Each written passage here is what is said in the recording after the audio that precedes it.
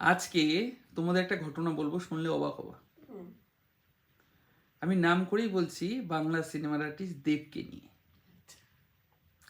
দেব একটা ঘটনা করছে, যে ঘটনাটার জন্য সবাই হাসছে, মানে সত্যি হাসির মতো ঘটনা।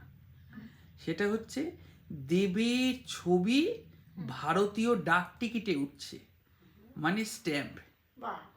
ভারতীয় যে স্ট্যাম্প, সেই স্ট্যাম্পে দেবের ছবি উঠছে, মানে স্ট্যাম্পের মধ্যে দেবের ছবি। ভারতে ইন্ডিয়ান পোস্টাল স্ট্যাম্প, যে সেই স্ট্যাম্পে দেবের ছবি।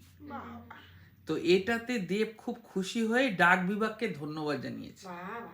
পরে দেখা গেছে যে ডাক বিভাগ দেবের ছবি করে নাই, ওটা হচ্ছে যে কোনো মানুষ 300 টাকা দিলে তার ছবি ডাক টিকিটে করা হয়। সেটা দেবের কোনো একজন ভক্ত এটা করছে, আর দেব ভাবছে ডাক বিভাগ করছে। তাই বলছে মানুষ কতটা বোকা হলে হয় যে একজন সাংসদ হয়ে সে না তথ্য যাচাই করে ডাক বিভাগকে ধন্যবাদ দিচ্ছে, ডাক বিভাগ তো হাসছে। ভাবা যায়? মানে ও ভাবছে ডাক বিভাগ ওর ছবি করছে। তো সবাই বলছে যে তোমার কি একটা ন্যূনতম কাণ্ডজ্ঞান নাই? দেশে গান্ধীজি, প্রধানমন্ত্রী, রাষ্ট্রপতি এদের বা কোনো মহান ব্যক্তিদের ডাক টিকিট ছাপানো হয়। তো তুমি এমন মহান কি কাজ করছো যে তোমার ডাক টিকিট ছাপানো হবে?